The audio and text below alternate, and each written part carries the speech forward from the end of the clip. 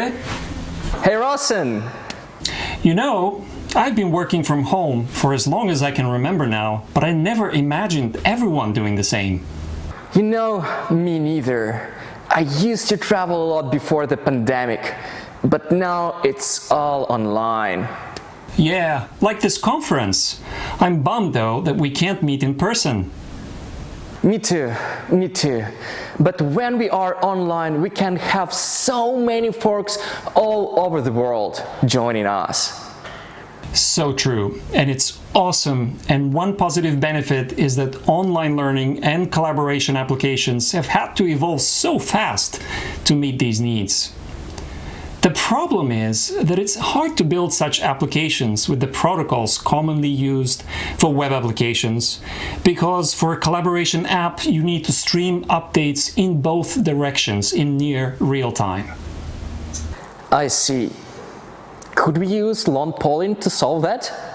Yeah, long polling, one of the earliest, almost classic techniques. The client sends a request and the server holds the response for a little bit or longer until it has something to send back. Immediately after that, the client sends another request and the server holds the response again until it has more events, and so on and so on. You know, well, you can do this, but it's very inefficient, it's challenging to work with, and it's exposed to latency issues. How about server-side events with HTTP2 then? This is better. Server-sent events, after all, is designed for streaming. But it is one-way streaming only.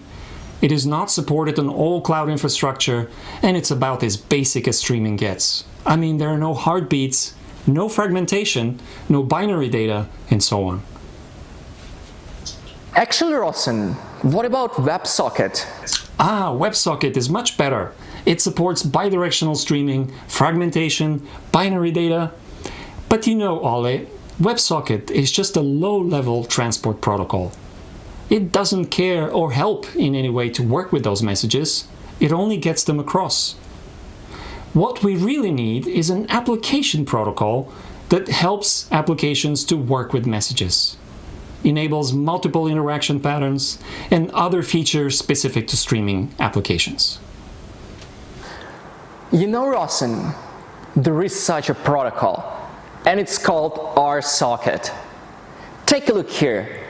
I have a real-world application called Canva built on RSocket, and we can use it to collaborate on presentation or Instagram post.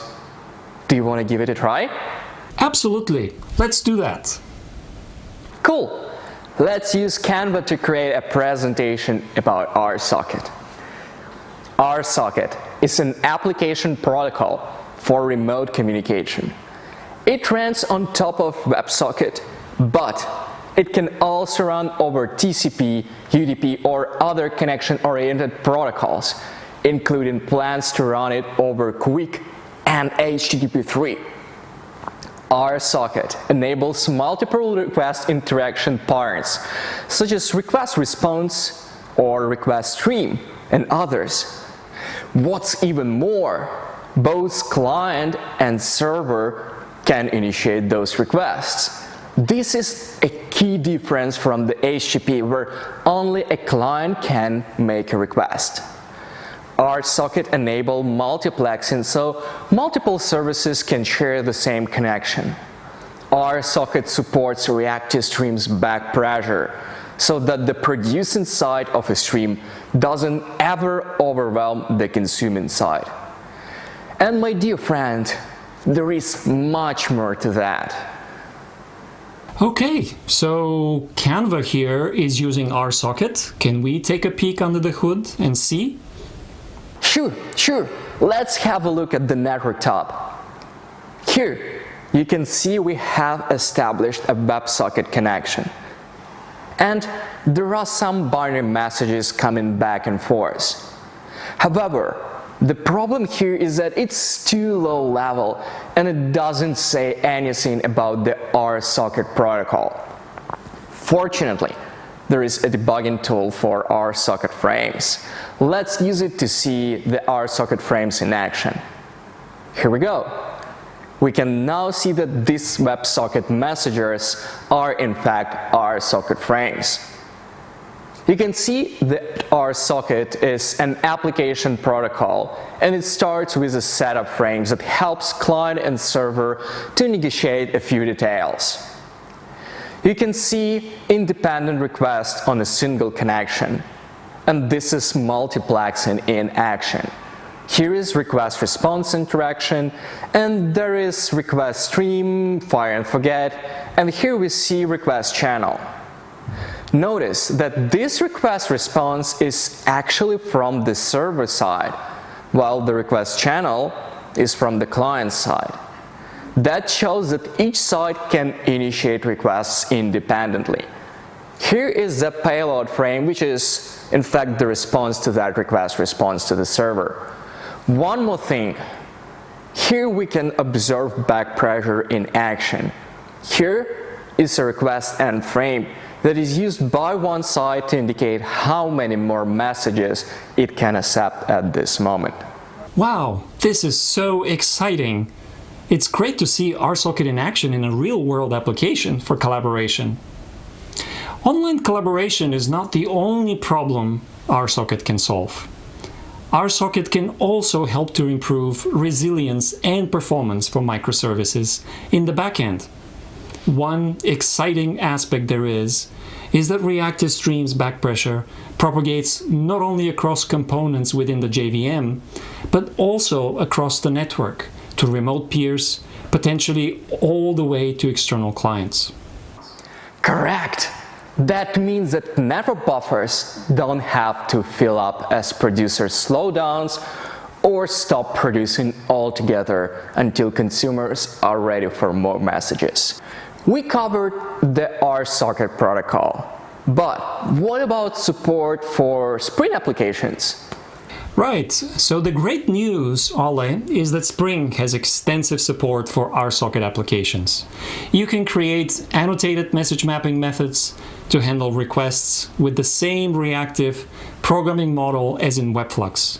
And you can further compose and connect to various backends, such as SQL data stores through R2DBC, RabbitMQ, Kafka, and others.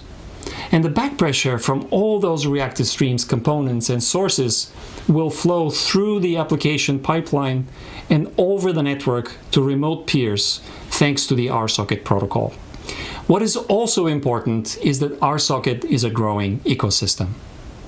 Over the past year, in RSocket Java, there have been major updates to the leasing API. This is the mechanism to control the number of requests on a connection. There have been similar improvements to resumability, and this is the feature that allows a briefly disconnected stream to resume transparently from where it left off. There is a much improved load balancing API and so much more. And you might be wondering at this point if other languages are supported too. The answer is yes. RSocket JavaScript, that's what we saw from a browser with the Canva demo. RSocket Swift is the latest addition to RSocket, and it's one that we're really excited about. It is in very active development, and what's really nice is that it enables support for iOS devices. RSocket Kotlin has been written in the Kotlin language, taking advantage of the Kotlin SDK, Ktor, Flow, coroutines, and others. It's also written for Kotlin native and multi-platform, which means that it can be used for clients in a browser or on Android or iOS devices. There is a fantastic command line tool called RSocket Shell Client. The RSocket protocol and the RSocket.io website are also evolving, getting major updates, documentation guides, refining the resumability feature to prepare for quick and HTTP 3 for RSocket to run on, and more. Rossen, I'm so excited about it. There is a lot of going on there. I really believe in RSocket. And as we've seen, RSocket allows build not only collaboration apps, but also cloud-native applications and microservices. If you share the same excitement as we do, we have several sessions at SpringOne that we think you should check out. Sergey Tselevalnikov from Canva shows you how they build scalable apps with RSocket. Toshiaki Maki, the author of RSocket Shell Client, will introduce RSocket with some more technical details. Anton Arkhipov from JetBrains and I have a talk focusing on using Kotlin, Spring, and RSocket. There are a number of other sessions too, so don't hesitate to look at them. With that, thank you for joining us today. And enjoy the rest of the conference. Oh, I've got an idea. How about this one? Oh yeah, this is a good one. Classic. Right? I don't often stream, but when I do, I use RSocket.